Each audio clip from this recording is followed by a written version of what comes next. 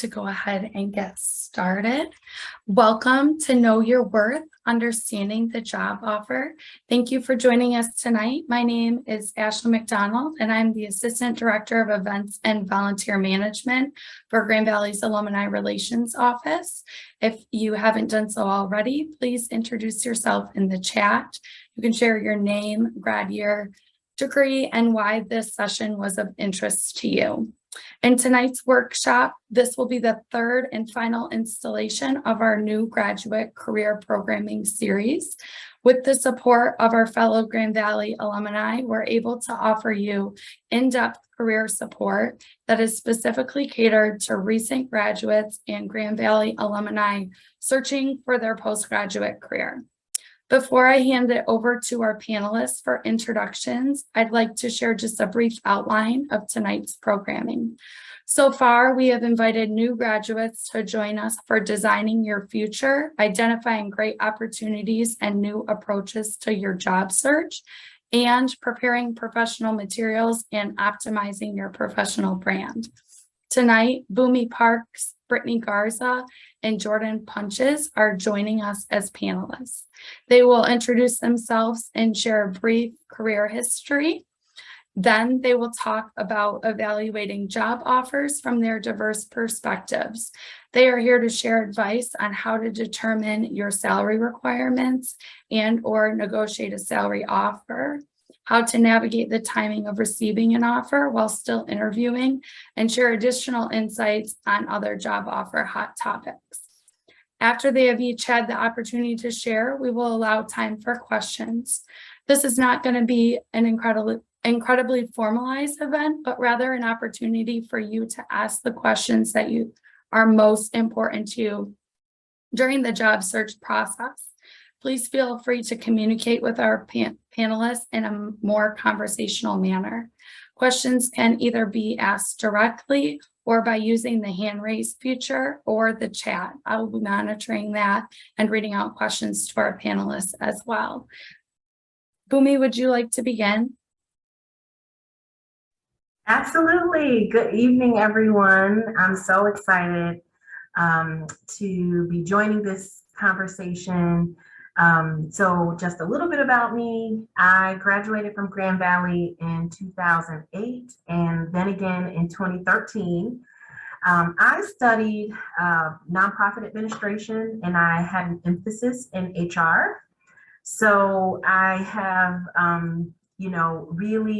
really enjoyed the field of HR. I started as an undergraduate student working in the Human Resources Office. That was my work study job. And that's really where my passion for HR grew. And I kind of have done this kind of stint where I've worked in every sector. So my job out of Grand Valley was working in the Community Service Learning Center, so in the Student Life Office. Then I transitioned to working for a private for-profit organization called Cascade Engineering. Then transitioned to working for the city of Grand Rapids. Moved my family across the state and took a job with a for-profit public company called Element Solutions, and then worked for a nonprofit called the Detroit Justice Center before landing at the Community Foundation for Southeast Michigan. So as you can hear from those many transitions, I've personally been a part of the stage of negotiating an offer and accepting a job offer a few times in my personal career. And not only that, my job, I am often negotiating offers with other people who are accepting roles at the organizations that I work for. So I'm so excited to share all the tips and tricks that I know. And as Jordan said in the chat, please feel free to bring any and all questions.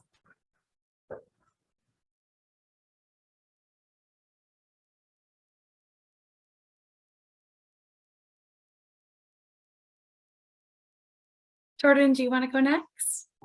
Yeah, I'd be happy to. So my name is Jordan Punches. I have a little bit of a storied history with what my career looks like. I've jumped through a couple different hoops to filled up a couple different roles, but I studied advertising and public relations at GVSU and graduated in 2016. Wouldn't trade the experience for my life. I think that was one of the best experiences I've had. I did in that time jump around to a couple different majors, but really, I think that was a good precedent to set up what my career path looked like. So trying to figure out what I wanted to do in college really gave myself the agility to jump around in different careers in my career overall. So I'll just go back a couple of years. So my last job, my dream job that we all should have, that we should all kind of like aspire to, like what is my dream job in my head, was working for a leadership and public or communications and leadership coaching. And so I traveled around to different corporations and coached their executive teams on how to kind of make their people work more cohesively and more, just have a better overall environment within their workspace. So that was really good. And then COVID hit. So what kind of happened there is like all of our travel kind of got took down. So over that time, I had to figure out and be agile once again of how to position myself in a way when there's a kind of a tight job market to make my skills more worthwhile. So this kind of goes back to my time at GVSU and my advertising and public relations, where I would have really good writing skills. I like to toot my own horn on that. And what I ended up doing was writing technical like documents for BASF and Battle Creek. So I something I knew nothing about was lithium ion battery chemicals and how to properly make them safely. But what I could do is interview and understand better how to make these chemicals in a safe way, and then put a document out for those people. So I did that for a year and a half. That was a contract job, kind of just fell into my lap. But what I did in that time to negotiate what my salary was going to look like and understand what I needed to do on my own behalf to make sure that I got the money that I deserved in that time was really important. And that was, like I said, just a contract job. And starting out in the role that I work now, which is with Westrock in Lansing, they make their paper goods company. They make all sorts of different marketing materials and all this kind of thing. And so I'm a program manager with them. Once again, kind of pivoting my career a little bit to be something a little bit different than what I ever expected I would be in college. So at this point right now, I'm a program manager with them, and I make sure that when sales are made, that the program and the project gets done on time. So just making sure that when I was walking into a different step of my career and I was negotiating this, I wasn't mitigating any of my talents that I had. And I think that's one of the biggest things like I would like you to take from today is making sure that you're not looking for just one specific career, one specific job. It's making sure you're making all the talents that you do have shine, and then not mitigating that, like, oh, this is not worth that much money, or I guess this isn't my best skill, so I shouldn't sell myself that heavily on this specific thing. So this is one of those things that I want to take from this for you, is just kind of how agile and how pivoty you kind of have to be in your career when you get there. But I'm more than happy to share any advice I have on that. But it is a kind of an all interpersonal kind of empowerment that you can kind of have, and you have to take to these negotiation talks when you're going to them. So I won't take any more time for more of my introduction, but thank you. And I'm looking forward to all your questions. Brittany? Hey everyone, my name is Brittany Garza. Looking forward to meeting you all. I started my career, I graduated from Grand Valley in 2013, studying business with an emphasis in human resources.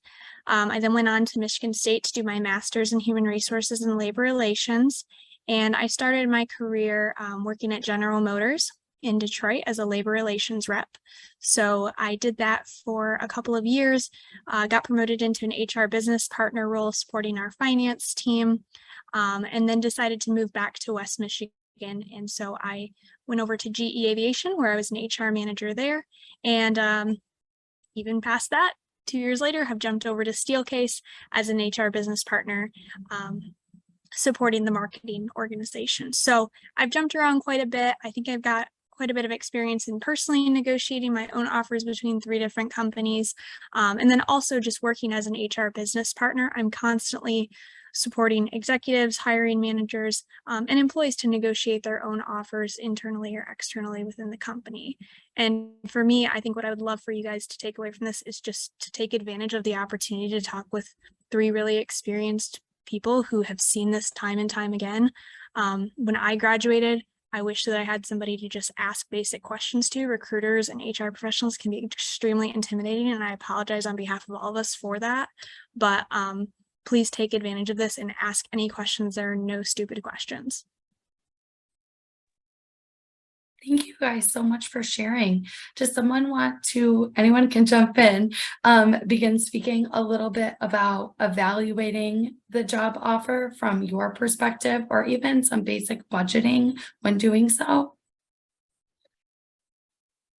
Yeah, so I mean, I'm happy to start out there. As I'm very type A, and I'm not. I don't, not to speak to everybody, but as far as budgeting goes, like when I'm looking for a job, I need to kind of do that tipping scale of like, okay, this is what I can take from it, and this is what I'm going to get from it. So one of the biggest things around that is, okay, it's not just about the salary you're going to get. What are the components of the whole offer that are in there? Is it good job benefits and or health benefits? This all has to kind of take sort of an understanding in your mind, and knowing in the United States, we don't have the cheapest healthcare that's around. So I do want you guys to very heavily consider the fact that, yeah, maybe this does offer full, really good health benefits, but I might take $5,000 off my salary. Like, and is that something I'm willing to do? Is that something I can do? And then go from there. And another thing is like, okay, so you got this job offer. What does it look like for me to step into this role like 4 or 5 months in? Like, is this something, oh, yeah, that was fun and exciting right at first, but is this something that can sustain my lifestyle? So, I mean, having a little bit of a spreadsheet or something, there's my type A coming out, a little bit of a spreadsheet of like, okay, like this is what I spend on my rent. This is what I want to do for my budgeting for my food, for grocery and that kind of thing. What do I want to have for my kind of fun money? I want to, because that's something that a lot of people don't budget in. They budget their bare minimum, and then they realize that, wow, I took this job and my bare minimum is met, but I don't have a life outside of work. And then they end up in this situation where they're not happy. They're not able to kind of sustain that. And that work-life balance happens this early in the game of getting a new job. So that's something I really want everyone to kind of consider there is like, okay, don't forget to budget for yourself outside of your basic needs. So I think that's something that I would really want everybody to consider a little bit as we go through this. Yeah, and I'd like to add to that too, in addition to, as Jordan said, looking at every detail of the offer, not just the base salary. I would also recommend that you just familiarize yourself with something called the salary range, or the band with which, the title is working within, because I think as much information as you can arm yourself with, the better. And so, depending on the type of the organization it is,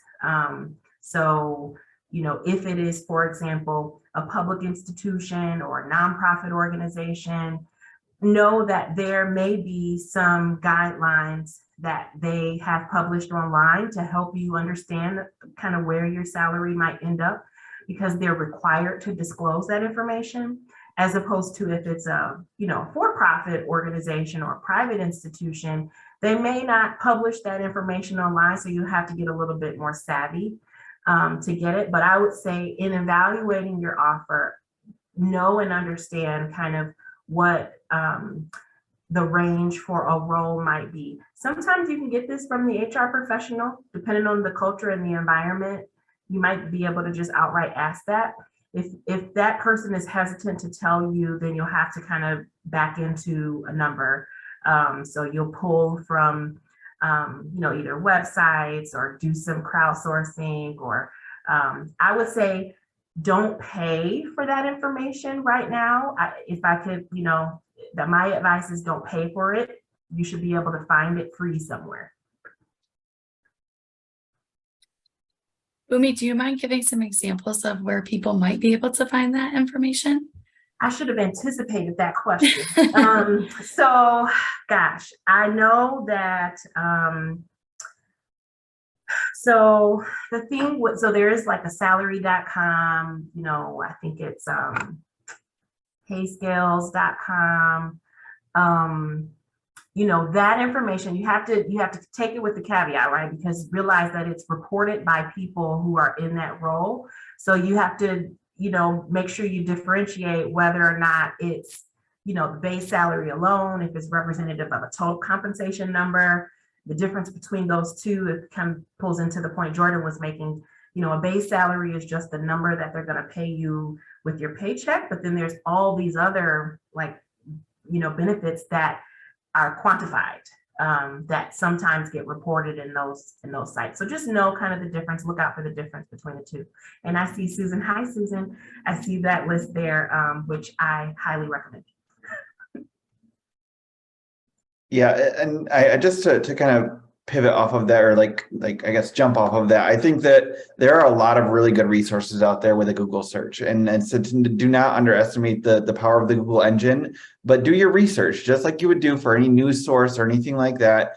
Make sure you're compiling enough information to understand what your overall understanding of what this businesses that you're going to step into. So I'm not saying like every source is going to be great, just like we know the internet's full of all sorts of information, but there are a lot of really good websites out there. PayScale is one of them. Glassdoor is another potential opportunity. But just like Bumi was saying, like, don't pay for it. There's plenty of options out there to go find that information. It just takes the extra digging, and it is worth getting that information to, just like Bumi said, like come in there with a really good, well-rounded understanding of what you think you should take from this business as far as a pay, and then what they are going to be willing to negotiate with you outside of that. So maybe some of the information was bad, but the more you get, the more well-rounded you can be in your understanding of what they might offer, the better able and the better standing you have to actually make a good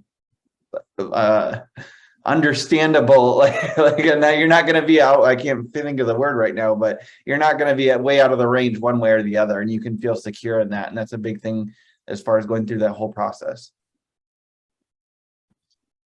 I apologize, my laptop died, but so I'm sorry if this was already covered, but I just want to add from the budgeting standpoint, like there are many great sites. I'll give you NerdWallet as one example, where you can put in a prospective offer and the location, and it will shoot out like what your take-home pay will be after taxes. If you're going to be contributing to your 401k, you can put in your 5-10% and kind of see what that looks like. Even if you don't take into consideration the other things that the company's offering outside of base salary, which you absolutely should, because they make a huge difference. Even just tax and location alone can make a big difference. If you're staying even within Michigan, Detroit city taxes are no joke. So just kind of keep that in mind. But I totally echo what these two said as well about looking at that total offer. Sometimes, especially for healthcare costs, they can eat up a lot of your salary, and you end up making less than an offer you might have taken without it that had full healthcare coverage or better healthcare coverage. So when you think about negotiating a salary offer, can you speak a little bit to how to navigate that? Yeah, I'll take that one first. Just do it. Just do it. I mean, here's the thing. I think that I am of the opinion, and kind of what I've experienced and seen in my role, and as I've negotiated offers, it's expected. It's expected. I think that in so many of these organizations, I think you do yourself a disservice if you don't just ask, right? I think, and then it's one of those things that I think is a muscle. The more you do it, the better you get at it. And I think sometimes you'll shock yourself and you'll say, I'm just going to try it. I'm going to try it. And it's substantiated by XYZ, either my years of experience or my unique skill set, or you're pulling on something that you heard in the interview that you feel like really differentiates yourself. Or so you have some some rationale behind it, but you still do it. My recommendation is to just go for it. I'll just add to that there has never been a better time to negotiate offers, because to Boomie's point, we completely expect that you will do that. I would say 5-10 years ago, hiring managers might have raised an eyebrow and kind of looked at you a little bit differently for, trying to negotiate, but everyone is doing it, and it really doesn't hurt anything. The worst that they can say is no.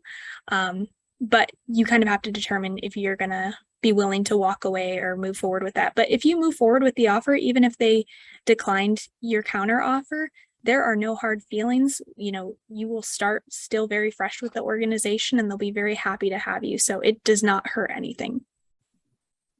Yeah, the whole idea of like doing yourself a disservice is a big thing that, like Boomie said, was if you don't do that, you are literally walking away from the potential of making more money. And so like I'm coming from this from not the aspect of the hiring person. I've done some interviews and stuff, but I've never been the deciding factor for it. So I'm very much a proponent like to value what I have and what I can offer to an organization and make that case in that room. And so you're not being greedy or asking for more, but if you don't ask, you're doing yourself a disservice. Like that, then that's like the biggest aspect to kind of take away is like, if you don't do that work to make sure that you're kind of negotiating for yourself, you're just going to end up in the role with what they think you're worth. And that's not to say it's low or not, but asking for a little bit more does not hurt anybody. Like just like Brittany said, it's like nobody is mad if you ask for more money. As long as you make a good case for it, they may give it to you. If they can't, or they don't have the overhead to make sure that you're in that role for the position that you want, for the price that you want, then you might have to just make a decision for yourself. Like, well, are the health benefits good enough, or is that baseline price good enough? Kind of making that decision around that information is where you can do it. And I always am a big proponent of, in the interview process, front to end, and that ends usually around negotiation, is be your own best cheerleader. So that's what you're supposed to do, is go through this and sell yourself the best you can and not sell yourself short. And the negotiation process is where you can be sold short in a big way if you don't cheer for yourself and say what you can do and what you can offer that company in the role that you're expected to take.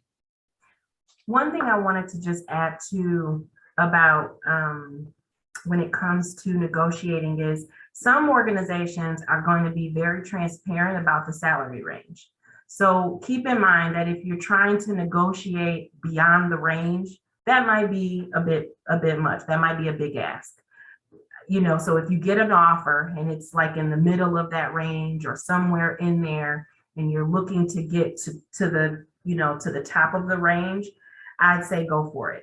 I think that if you are trying to negotiate your salary outside of what has been posted and communicated with everyone, it's a stretch, but I won't say don't shoot for it. I just think it's a harder sell.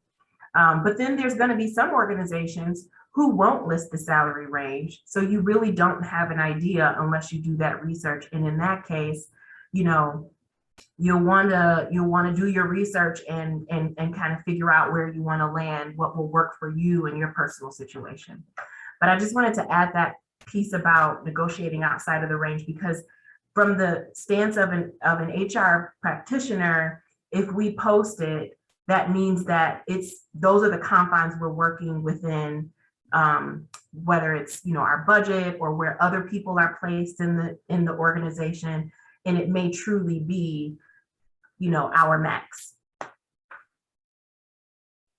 Thank you so much for sharing. So because I anticipate many people here tonight are new graduates and maybe don't have much experience negotiating their salary, would you mind providing some insights on an appropriate way to do so? Maybe some tips or something that is a go-to for you, or things to completely avoid when doing so? I'll start that one. So first of all, you always want to start by being grateful for the offer that you received, thanking the company, thanking them for their time, and sharing how excited you are for the opportunity. It does not come across well if you just go straight into trying to negotiate and being a little pushy. So definitely try and start by being thankful. And then after that, talk about the why behind your salary increase. What are you going to bring to the table that's going to be a little bit different than what other candidates might be able to offer? Do you have an additional minor that would be helpful in this role? Have you had, an internship experience where you gained some knowledge that might be a little bit unique that could apply to this role? Come in with the why, and that will really help. It doesn't really benefit you to come in and say, hey, I really want 2,000 more for no reason. It's really not a negotiation tactic at that point.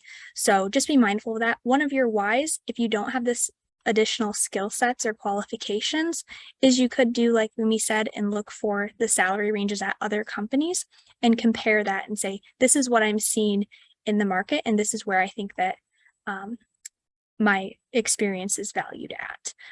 But again, please start out by just being gracious and knowing it's a friendly negotiation, not a hostile situation. Yeah, that's so true. That's so true. I think that, yeah, that's a great place to start. And what I do want to say is make sure you're being agile with what you can offer them. And so Brittany mentioned like, okay, so you had like a past experience, like a minor or an internship of some sort. Great, that's good. But also consider all of the skills that you learned within your major, even that you can think critically about and then offer that role. So it maybe what is listed in the job outline is a bunch of information of what they're expecting you to do. But if you can, in that interview and in that negotiation, really sell yourself with something that you see that you can do for the organization outside of what they thought you might want to do, you're negotiating. That's where your negotiation power can be. Yep, I meet all of these things. Maybe I don't meet one or two of them, but what I see in this role is me doing this in this position. And maybe your experience doesn't directly relate to it. And maybe you don't have a ton of experience in that specific type of role. But what you can do is say, this is what I can do for your organization. This is where I will add value to organization. And that is where your negotiation power lies. So if you're really going to go in there and want to negotiate and you want to get that, whatever, $2,000 bump on your salary, then make sure you're going in there, like Brittany said, with gratitude and also a really good reason that you can do it. And thinking outside of the box a little bit sometimes on that is going to be one of your biggest negotiation tactics, because you're going to tell them something they didn't even think they were going to hear. So that's really a really good place that you can kind of start and build from. And then what I'd like to add is, so first and foremost, I think make sure that you're doing it when it's offer time. So I think that one of the things that can sometimes be a little off-putting is when folks are trying to negotiate, or I say inquire, but I mean it in a way. So like inquiring, for example, about the salary in your first interview, in my opinion, is premature. Like it's your opportunity to learn about the role. If you've done any research about the job, you kind of maybe know the range already, right? But I think it's premature to kind of jump ahead to having those discussions in just, the first or second conversation. Maybe the second one is time, right? But like the first one, I don't think that's advisable. Now, and then also, in addition to like when you're actually at the offer stage and you're negotiating, I recommend to think about the base salary, yes, but then also think about other cash incentives, because sometimes an organization has a salary budget, right? And if you think about how salaries work, when you increase a salary on an organization's financials, it's a carrying cost that lives from year to year. So those are hardest for managers to negotiate and justify, because in addition to just the number that they've budgeted, they have to tack on that additional percentage each year. You can probably squeeze out a one-time bonus faster than you can an increase to your overall salary. You probably can also squeeze out some relocation expenses if you're not around the corner before you can get folks to agree to a salary increase. So just realize that all of those other kind of like non-base salary but cash incentives that you could probably use in a one-time stint could also be negotiated at that time.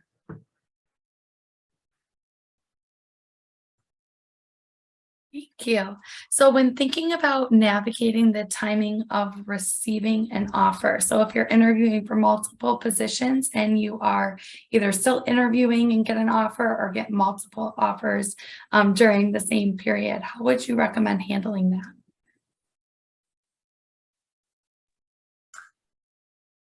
One of the things that comes to mind is, and it's particularly with people who, who have just graduated, I think it's a good idea to sometimes connect with recruiters as well, because when I think about situations that, I've been in these kind of multiple offer situations, it's been because different recruiters may be assisting on your behalf or, helping to land you an interview or spot at an organization at the same time. But even if it's of your own work, like if you've put in the applications, I think as upfront you can be about where you are in the process as possible is best.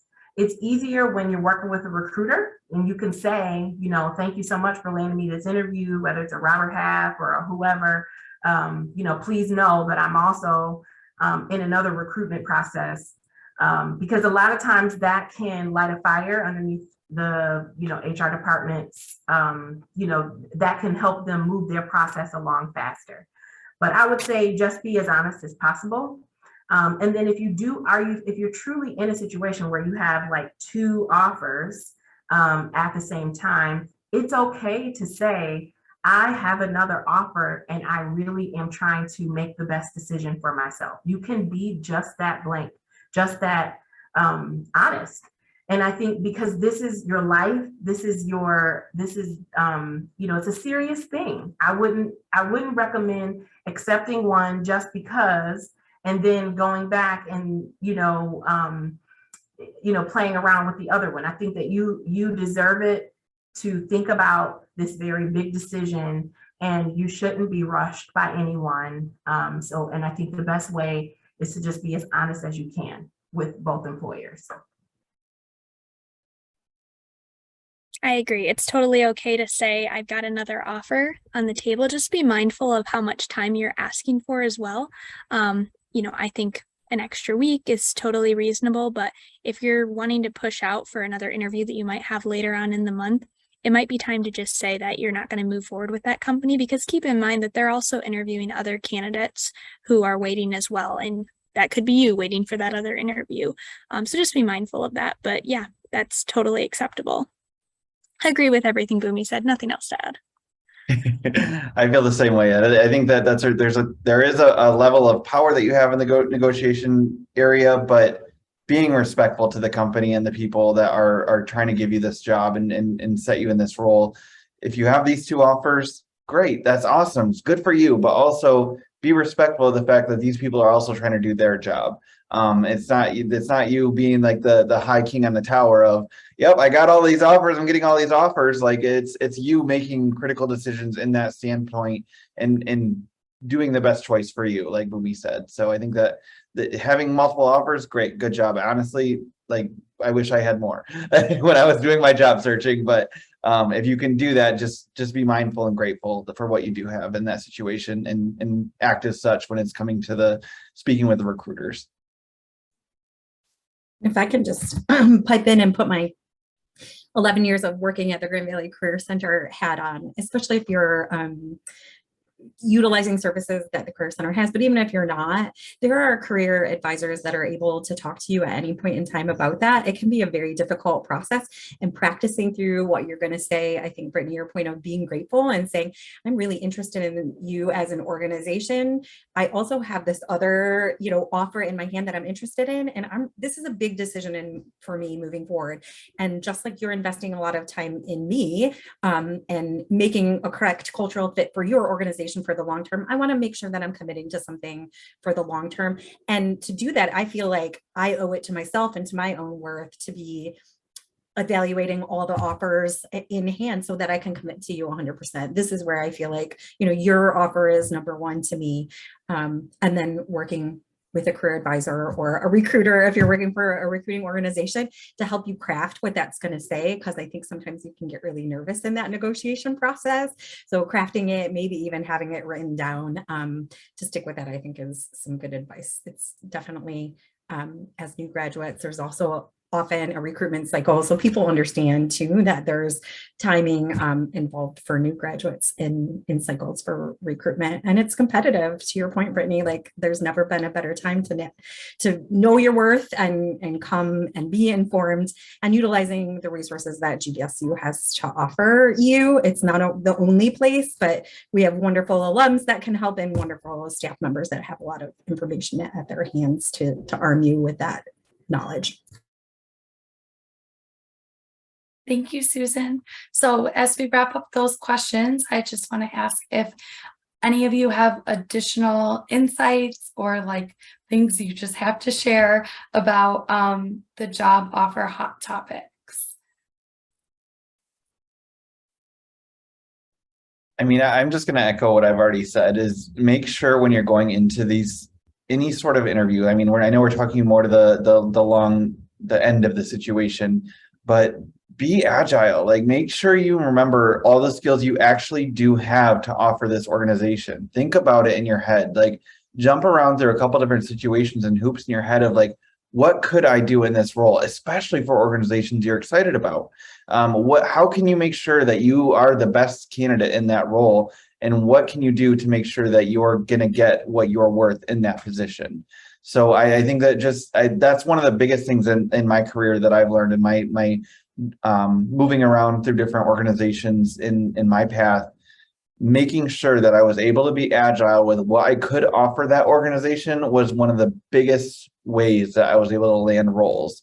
So making sure that how I'm gonna adapt to the culture, adapt to that specific role, adapt to whatever it is, and see myself in that role with what I do have to bring to the organization. So just don't forget to be agile, because I think that we can kind of get stuck in our kind of our tunnel vision of, okay, this is a job I want, this is all I can offer, this is like, if I look at my resume too long, that's who I am wholly as a person. But okay, maybe my resume doesn't fully fit to this position, but I know I can do it. And then working with that outside of it, and the conversation with that individual is where you can really have that opportunity to show that. So get to the negotiation path and make sure you kind of really take your negotiation power in that position and do it fairly and honestly, as I think Brittany's been able to kind of bring us like our attention to, which is something that kind of get missed sometimes. But yeah, that's all I wanted to say as far as a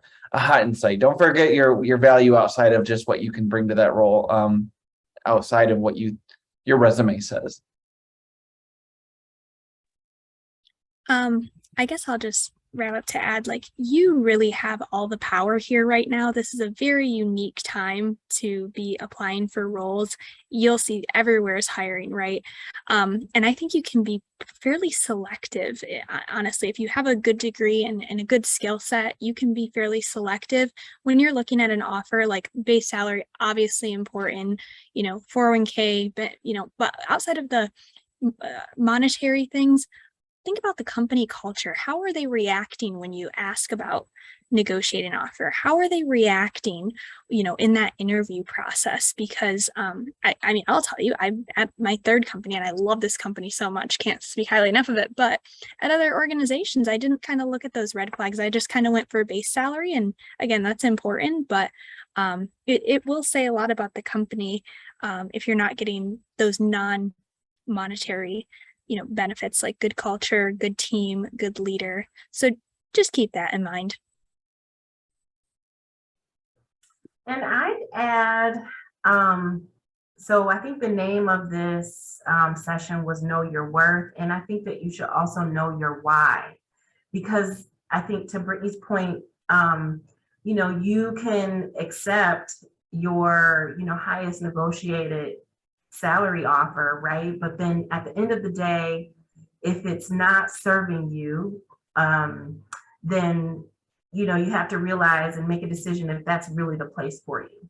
And sometimes, I have made movements in my career that I've known that For example, I've taken a pay cut to gain experience that was important to me.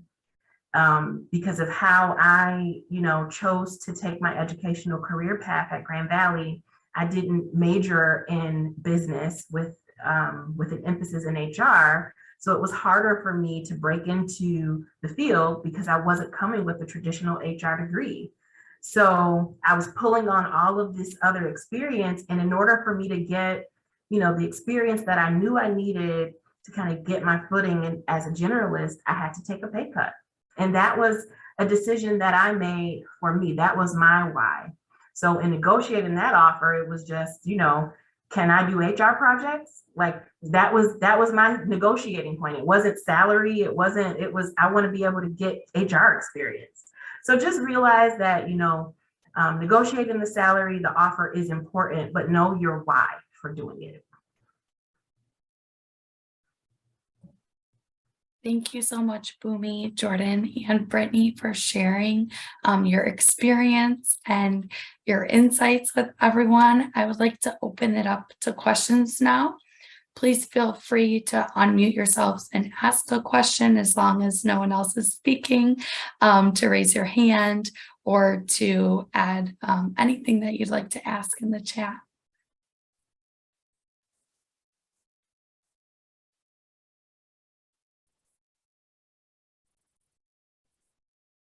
Just while we're thinking of ideas and questions there, I think that was a really good point. As a new graduates, that's a really good idea to do, is know your why. You're not just trying to go get a job, you're trying to go get the right job. And I know that's hard as new graduates. So I think that what Boomy and Brittany said is just really good just to think about and mull around a little bit, but open to your questions now.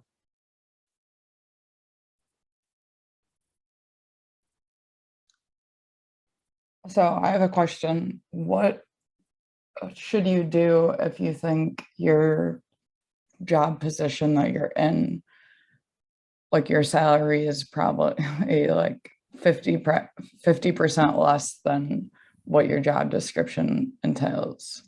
So, and I've only been there like a year and a half for this company, but they keep adding more and more to my plate, and it's just me doing the work. So, and it's for commercial property management for multiple commercial properties. And I do like the company I work for and the people I work for, but I don't think I'm getting nearly half of what I should be paid. But I'm trying to also get a house loan, and you have to be employed for like 2 years for that. So yeah, it sounds like opportunity to me. And I know that you are, it sounds like they're giving you a lot more. The one-on-ones are a really good opportunity to kind of bring that up. And it's not every one-on-one that you have. If your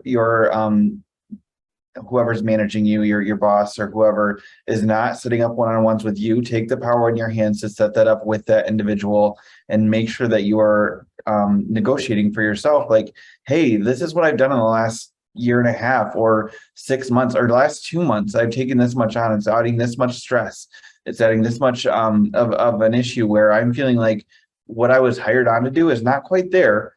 I'm happy to do it, but I would really like, and I like just what you said to us, saying, yeah, I really like working for this company. I really like the people around me. Like, but what I want to say is that I think that my job expectations from the time of hire have went outside of that scope.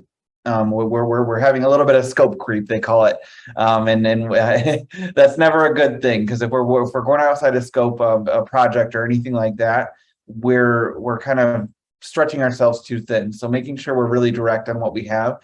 In this case, your scope is your salary and your ability to negotiate. If you're outside of that scope, that's something that needs to be talked about. And I think that one of the best ways you can do that is doing a one-on-one with your manager if you're really trying to get that house mortgage. Otherwise, I really do see this is an opportunity to, I've learned this much at this company, and I'm going to put off my house mortgage for another couple of years or whatever it is. So I can jump to a new company and get something that they think I'm worth, as far as like what you think you're worth too. So there's opportunity there one way or the other. And I hope that's helpful. thank you.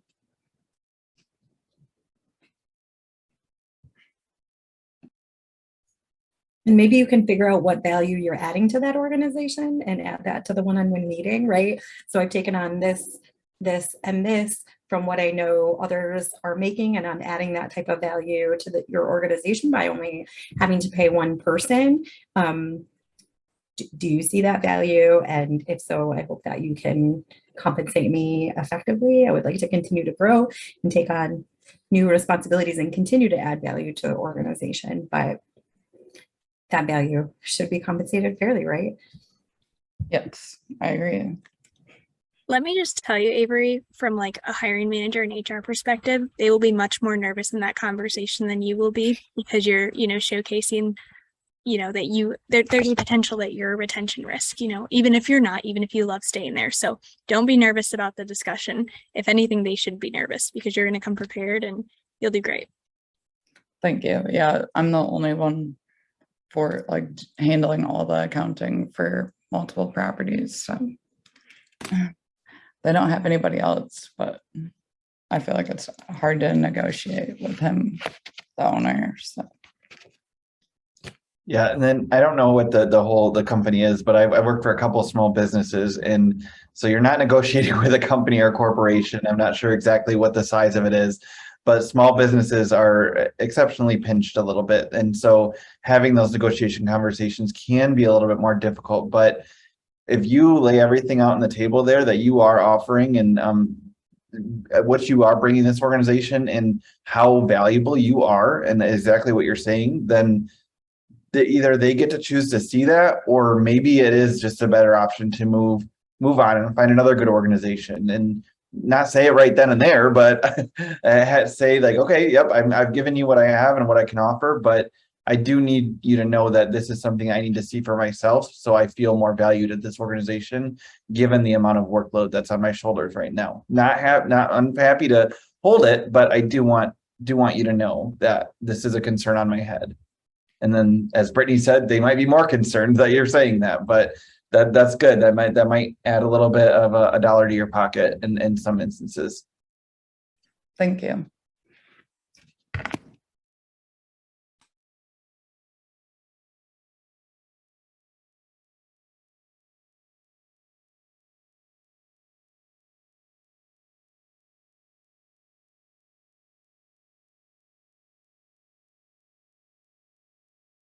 Additional questions?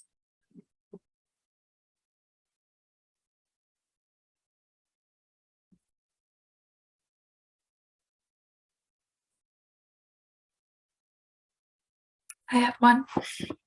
I ran into this when I first was out of college, and I was interviewing for 2 jobs. One that I really loved the company and what they were doing, and it spoke to me and what I was looking for. And then there was another job that I was interviewing for. That process moved quicker. I wasn't as interested in that job, but I did receive an offer from them, and I wanted to hold out for this other position. And I really struggled to figure out the appropriate timeline to do so, and if it was appropriate to say there's another position. I guess I just didn't know how to handle that situation. And if anyone else is in that situation, maybe your insights could be helpful.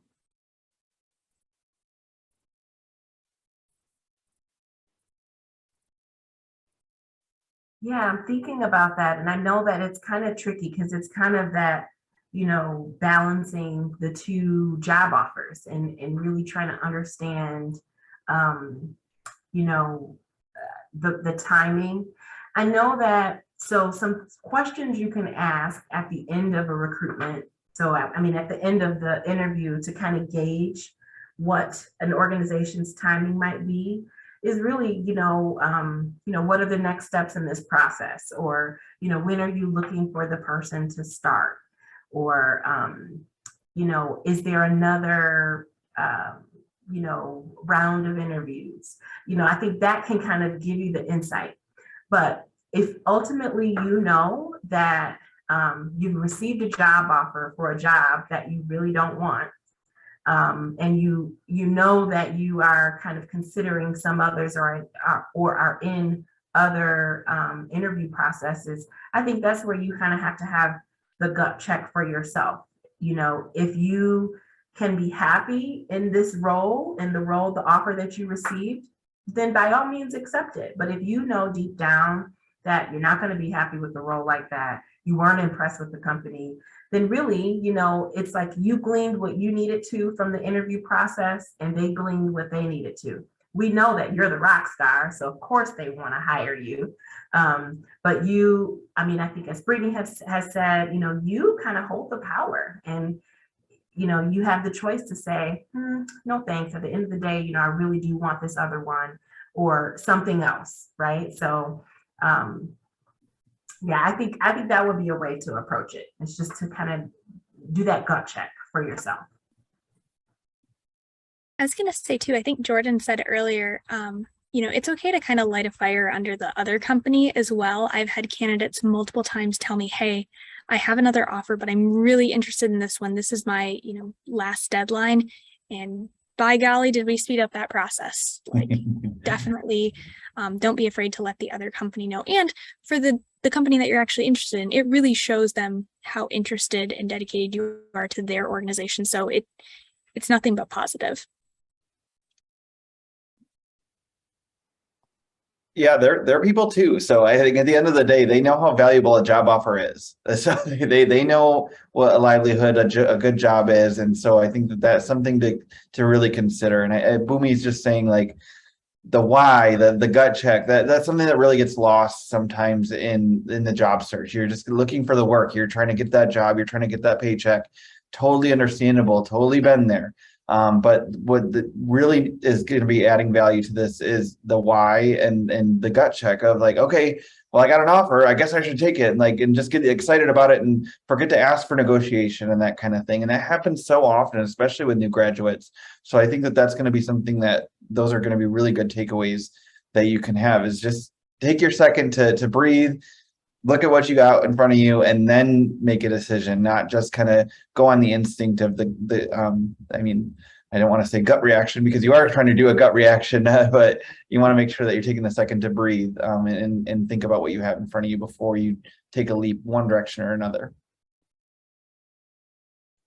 I think it's a hiring tactic in tight markets to like be the organization that's the quickest and they understand, right? You're feeling like, oh, I've got this offer and I don't want to turn something away. What if I don't get anything else? So I do think it is a hiring tactic that sometimes is very unfair to, you know, I don't know if people are trying to put pressure on individuals or just like trying to be the first to the offer so that they're getting the highest quality talent. So you owe it to yourself and your worth and your why to try to slow that process down if at all possible. I think I've had a lot of new grads be like, but what if I say no and nothing else comes along? And I can say that in, I think 11 years, I don't think I've ever seen it happen where someone did that gut check, turned down an offer because someone was pressuring them, where they didn't either get an extension on what that offer timeframe was looking like, or an explanation as to, you know, there's not a lot of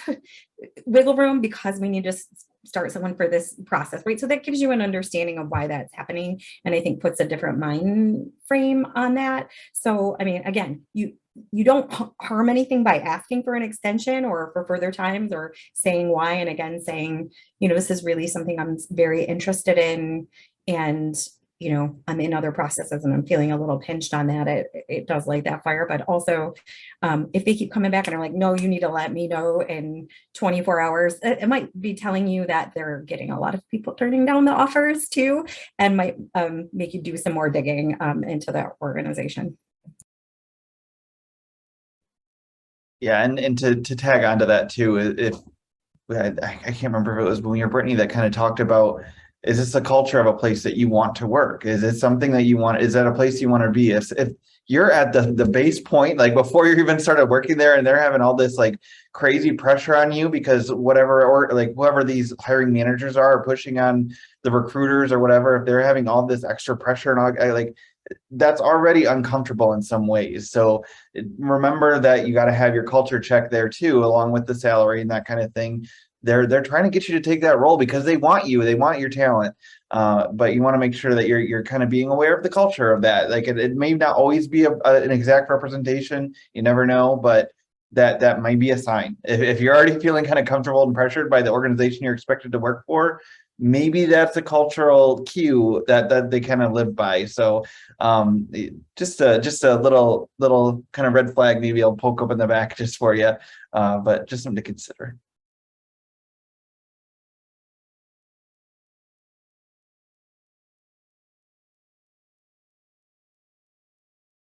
Any other questions or thoughts?